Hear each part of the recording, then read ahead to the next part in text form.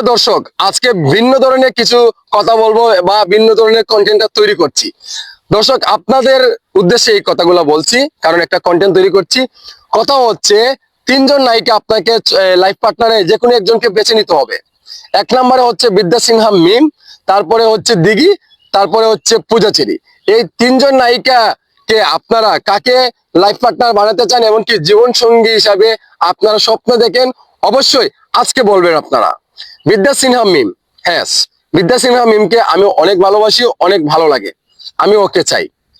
এখন আপনারা কাকে চান? দিঘি এমন পূজাচেরি কাকে আপনারা পছন্দ করেন, এমনকি লাইফ পার্টনার যদি পাইতেন তাহলে আপনারা নিজেকে ধন্য মনে করতেন। এবার আপনারা বাছাই করুন। মানে রে ভাই, এত গরম রে ভাই, মানে তিনজন নায়িকা কিন্তু গরম, মানে গরম। এই গরমদেরকে আপনারা কি আরো গরম করতে চান? তাহলে অবশ্যই আজকে চয়েস করে ফেলেন। আজকে দেখবো এই তিনজন নায়িকার মধ্যে দিয়ে কার মার্ক বেশি আসে, 10-এর মাঝে কোন নায়িকাকে কত দেয়। এখন পূজাচেরিকে আমি 10-এর মাঝে 6 দিলাম, আর বিদ্যা সিনহা মিমকে 10-এ 10 দিলাম, আর দিঘিকে আমি 8 দিলাম। এখন দেখেন, আমার চয়েসটা আমি বলে দিলাম। এখন দর্শক, আপনাদের চয়েসটা, মানে আপনাদের চয়েসটা যদি আপনারা না বলেন তাহলে তো ভাই হবে না।